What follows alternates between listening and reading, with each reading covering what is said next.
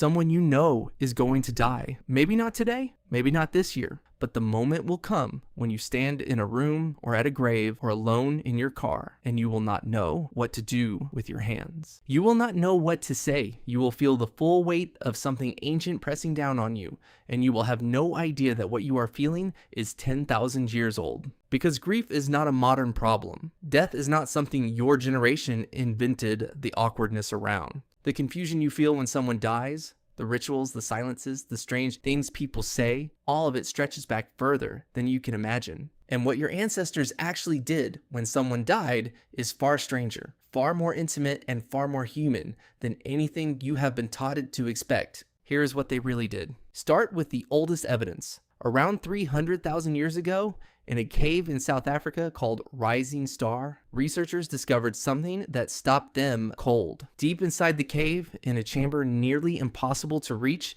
they found the bones of Homo naledi, a small-brained human relative deliberately placed. Paleoanthropologist Lee Berger and his team argued that these ancient hominins were intentionally disposing of their dead in a specific location, not just leaving them where they fell. This was not random. This required effort, planning, and something that looks disturbingly like intention. The implications are staggering. Homo naledi had a brain roughly a third the size of yours. They had not yet developed language as we understand it, and yet they were already carrying their dead to a place of rest, already marking death as different from everything else that happened to a body, already somehow treating a corpse as something that mattered. Your instinct to do something when someone dies is not learned. It is not cultural. It goes back before culture existed. Move forward in time. Around 100,000 years ago, in a cave in what is now Israel called Kafse, archaeologists found something even more startling. A young child had been buried with the antlers of a large deer placed carefully across the body, not thrown in, placed. The antlers were too large to have fallen there by accident. Someone chose them. Someone carried them. Someone laid them down. Anthropologist Francesco De Rico has spent decades studying these early burial sites and what he calls the emergence of symbolic behavior. The deer antlers were not food.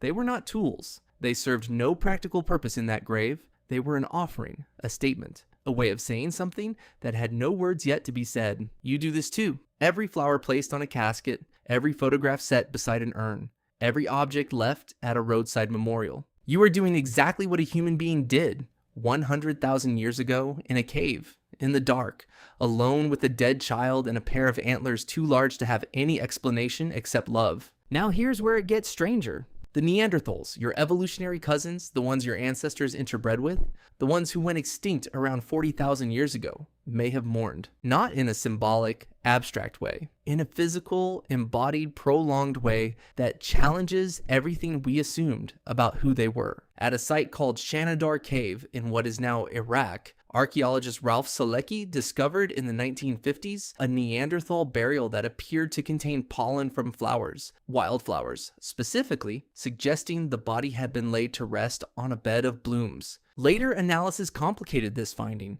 raising questions about whether rodents had moved the pollen. But the debate itself reveals something important. The idea was not impossible. The Neanderthals buried their dead.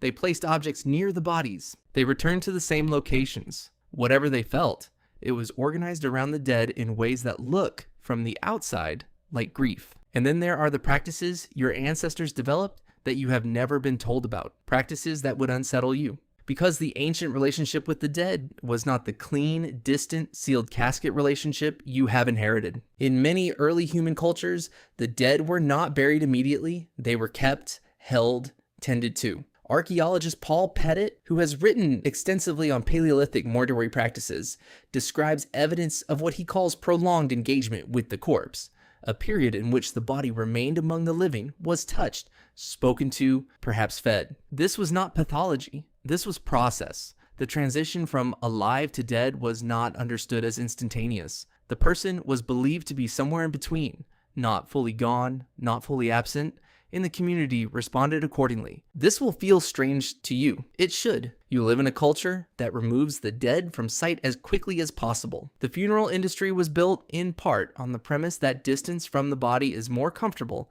than proximity. But for most of human history, the opposite was true. Proximity to the dead was normal, expected, healthy even. The Torajan people of Indonesia still practice this today. They keep their dead, sometimes for months, sometimes for years, in the family home. The deceased is referred to as the sick one, not the dead one. They are dressed, fed, talked to, included in family life. When a Torajan person is finally buried, it is after a long period of communal mourning, celebration, and ritual that can involve hundreds of people and last for days. The anthropologist Catherine Smith has documented how this extended mourning process creates community, distributes grief across many people, and prevents the isolation that so often accompanies loss in modern Western cultures. Your way of grieving, the 3-day visitation, the funeral, the return to work on Monday, is a historical anomaly. The long, collective, physically intimate engagement with death is the norm. It is your version that is strange. Now, consider what the ancient dead meant to the living. For most of human prehistory, the dead were not gone. They were nearby. Ancestor veneration, the practice of communicating with, appeasing, and drawing guidance from deceased relatives, is one of the most widespread cultural practices ever documented. Archaeologist Colin Renfrew has argued that ancestor worship may have been the first organized religion. Before gods, there were grandparents. Before temples, there were graves. The bones of the dead were powerful objects. In Neolithic Europe, archaeologists have found evidence of secondary burial, a practice in which bodies were first buried to decompose. Then, the bones were dug up, cleaned, sorted, and reburied in communal chambers. The long bones were sometimes arranged with care. Skulls were occasionally kept separately, placed in locations where the living would encounter them, as if the face of the dead still had something to say. You can feel this impulse in yourself right now. Think of the last time you passed a grave. Did you feel something? The sense that the ground is not just ground? The instinct to slow down, to lower your voice? That instinct is ancient. Your nervous system still registers a burial site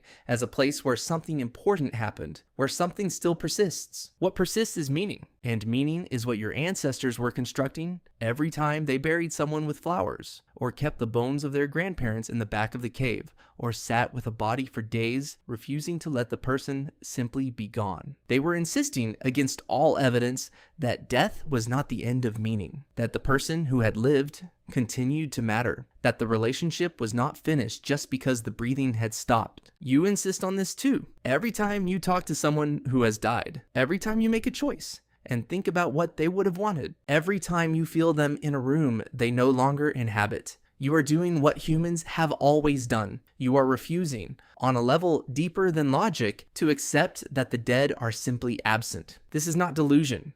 This is not pathology. This is one of the oldest and most deeply human things you do. The archaeologist Stephen Mithen has written about what he calls the prehistory of the mind, the gradual development of human cognitive abilities that allowed our ancestors to hold the concept of a dead person in their heads long after that person was gone. To grieve, you must be able to imagine someone who is no longer there. You must be able to feel their absence as a presence. That is a cognitive feat. It is a feat your brain performs automatically now without effort. But it was built by hundreds of thousands of years of evolution, tested in caves and on riverbanks and at the edge of fires, refined through every generation that ever lost someone and had to figure out what to do next. They buried them. They honored them. They kept them close. They talked to them. They gave them flowers and antlers, and red ochre and objects that had no use except to say, you were here, and it mattered. Tonight, if you are grieving someone, or if you will grieve someone, or if you are simply afraid of what death means, you are not alone in a way that has any bottom. You are connected through an unbroken chain of human loss and human love to every person who ever sat beside a body and refused to believe the relationship was over. What did ancient humans actually do when someone died? The same thing you do. The same thing you will always do. They loved them in the only direction they had left.